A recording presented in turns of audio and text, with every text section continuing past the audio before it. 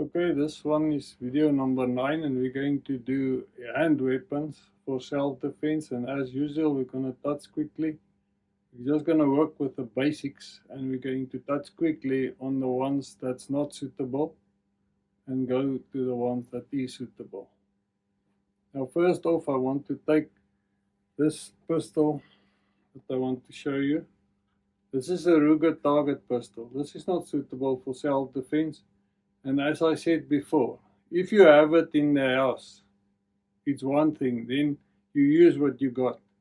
But you're not going to carry one around like this. This is a range pistol that you use on the range for target shooting. It's specifically made for that. It's got a bull barrel.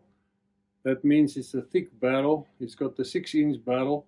It shoots a .22 long rifle round.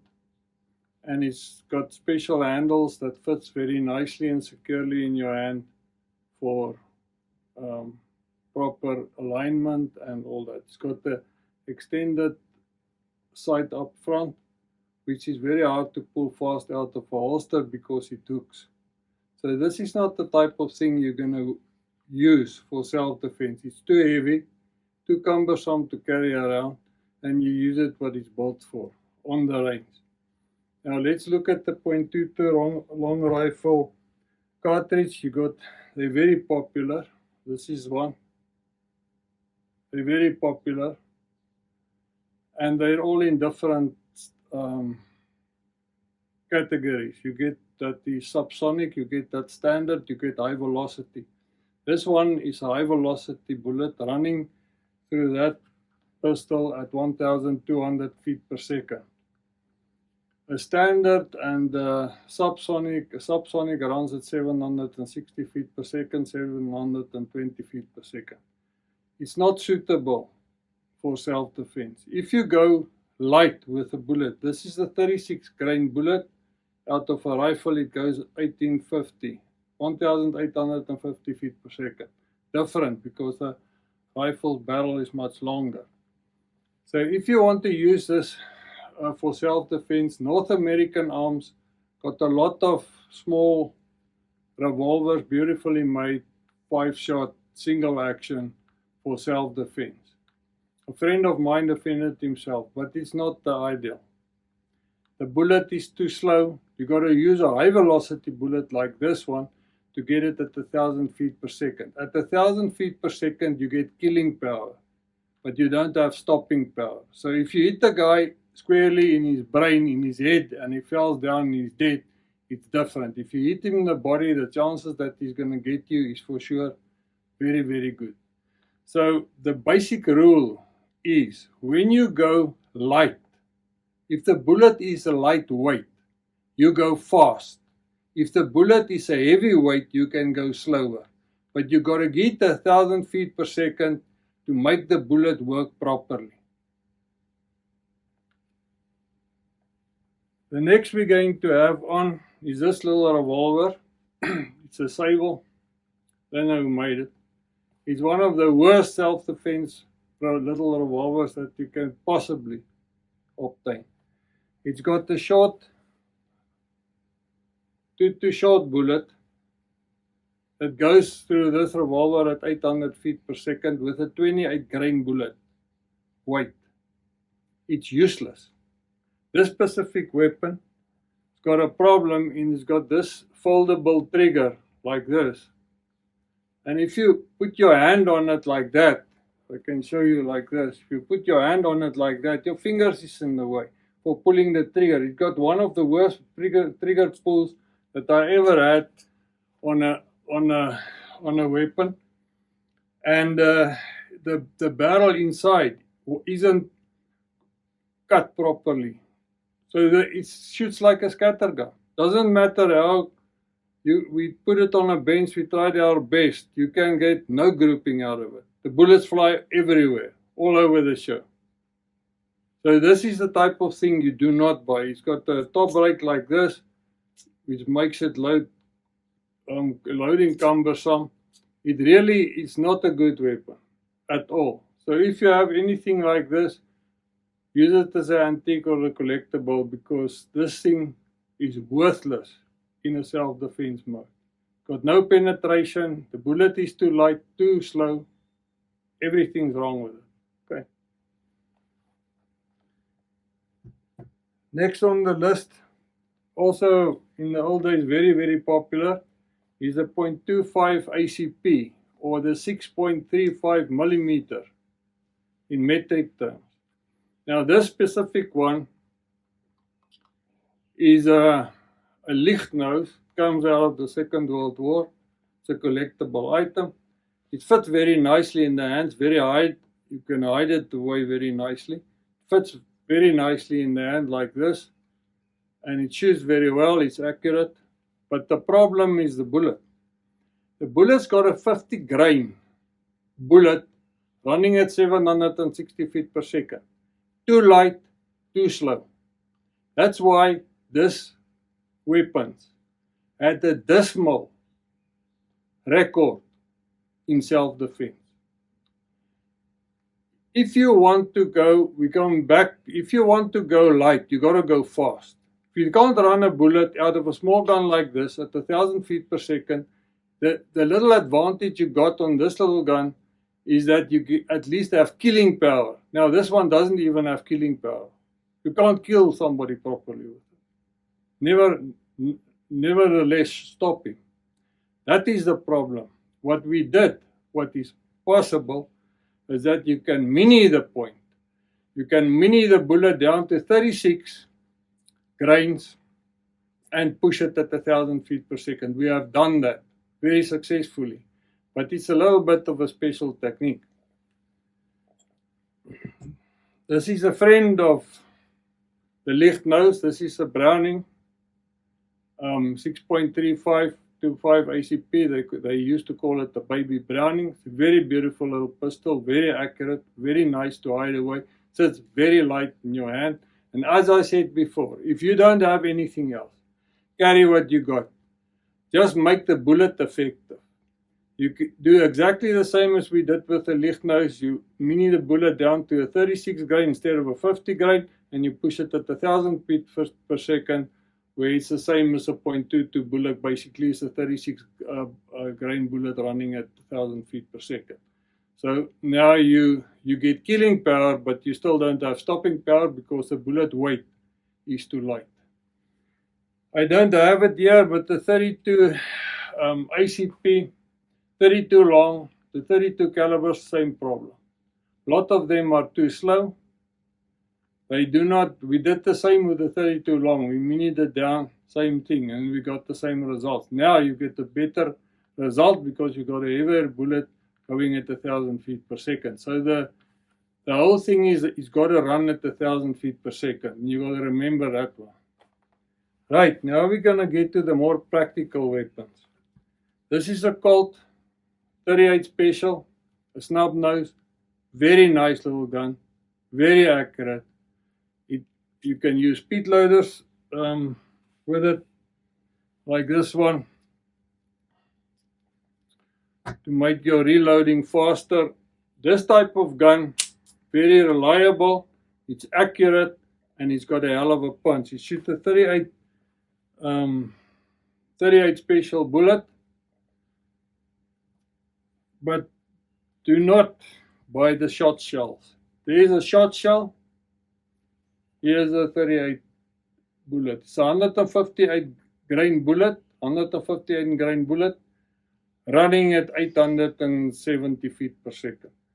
So the thing is, that now we're back to the story. If you go slow, you must go heavy, because that makes it work. If you take it down to 124 grain, which is a very nice bullet weight as well, you can run it at 1,900 to 1,000 feet per second easily. And it makes it a very, very, very effective little gun. So a revolver snub nose, if you can handle them correctly, it doesn't have any frills on it. It's always reliable. You just pull the trigger. It's got a single action mode like that, and you can pull a double action like that, and it works like a charm. That is one of I personally like revolvers very much. That's one of the revolvers that I personally like a lot. It sits in your hand perfectly, Very nice, lines up very nice. That's the type of thing. It's got a snub nose, easy to carry, it's a lightweight. This is the type of thing that's very well in self-defense. The next revolver we're going to look at is also a snubby. It's a Ruger Speed 6 357 Magnum. It's got a slightly bigger bullet than the 38. It runs a 158 grain bullet out of this specific gun at 1,200 feet per second. Lots of killing and stopping power. Really a very effective gun. Works like a charm. As I said, same as that one, single mode here, and you can pull a double action there. Works. Good self-defense weapon. The third on the line we're going to look at is called Python, also a 357 Magnum. This one's got a 6-inch barrel. It's not that easy to carry around on unobstructed undercoats and stuff like that because of the barrel length. Very accurate, one of the best handguns Scott ever made. Very reliable. It's got a trigger pull as flippin' soft as that. Beautifully done. This whole thing works like a charm. Very good for self-defense. You get them in a 4-inch barrel. Shorter barrel, easier to conceal, easier to carry around. This is a sort of a Ruger Red Hawk, sort of dirty Harry gun, but the Wesson's got the 44 Magnum as well. This is for hunting. This gun is used for hunting. It is not the type of thing you want to carry around for self-defense. It's got the 44 Magnum bullet. It shoots a tunnel through you, but the point is to carry this gun around. It's very heavy and not easy to conceal and hard to carry around. Never mind to move. In practical life, like we move around in, this is not the best way for self-defense. If you've got nothing else, you got it in the house, of course. You're not going to carry it around in the street or in your car where most of the attacks and perpetrators grab you.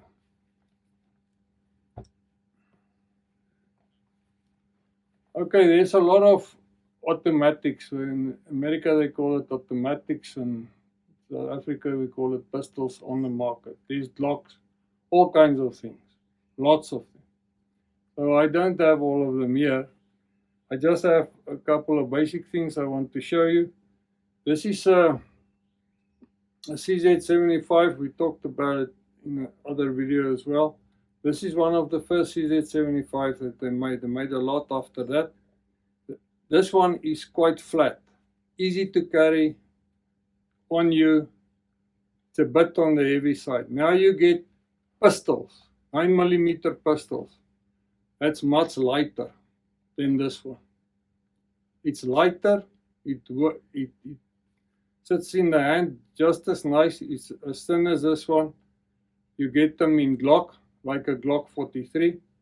You get them in Sig Sauer, like a Sig Sauer 365. They're 9mm, and that is a good round, effective round, a deadly round. I would stay away from the 147 grain round for the simple reason we start going heavy, but we start also going slow. Out of my pistol, 147 rounds shoots at 880 feet per second to 920 maybe. And that for me is too slow. I get much better results with 124 grain point and 150 grain point, which are on far over 1,000 feet per second. Much more effective. Now, the other thing about this 9mm is that you can get different magazines for it. You can get extended magazines. This specific magazine takes 17 rounds, which is quite a lot. You get another extended magazine that takes 20 rounds. So you can put the magazine capacity, you can carry a lot of firepower in quite a small package. The Glock 43, if I remember correctly, got 6 rounds, but you also get 9mm, but you get extended rounds on it, and you get all kinds of attachments, which makes them for more capacity. Okay, last but not least, this is the Colt 45 ACP, 45 ACP. This specific one is got the adjustable back sights. It's a single action, so the hammer's got to be back for it to operate properly, and it doesn't do it.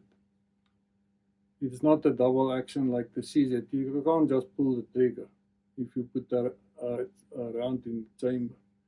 It runs a 230 grain bullet at 960 feet per second. It's heavy and it's fast. It's a very formidable weapon. Made in 1911. It was actually developed in 1908, but in 1911 they patented it and they used it, and the US Army used it for years in both World Wars. It's one of the most effective weapons there is. You can put extended magazines on it like this one. It carries 10 rounds instead of 7 rounds. A very beautiful pistol, very reliable.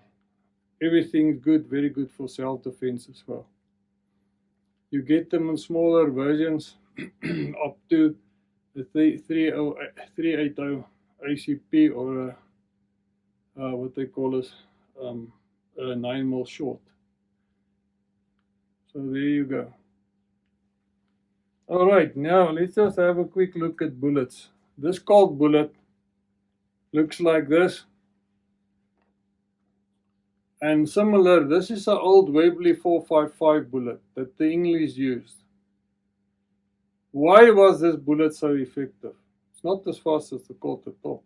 760 feet per second, but the bullet weight was 265 grain. A hell of a heavy bullet running at slow. That's why you want to go slow, go heavy. And the English use it in both World Wars. They use it in the Boereoorlog here. In the Boer War, very effectively. Very effective round, deadly 4-inch barrel on the old Webley revolver, worked like a charm. So I will not go with less than a 9mm short for self-defense for practical reasons. 9mm short for practical reasons, and from there upwards to your 9mm and your revolver cartridges bigger than that. It's an old 38 ACP. They call it the .380 ACP in America. So that's what we're going to do for tonight. Very fast, very basic. We're going to use, next video we'll make a little bit around rifles, and then we'll use bullets.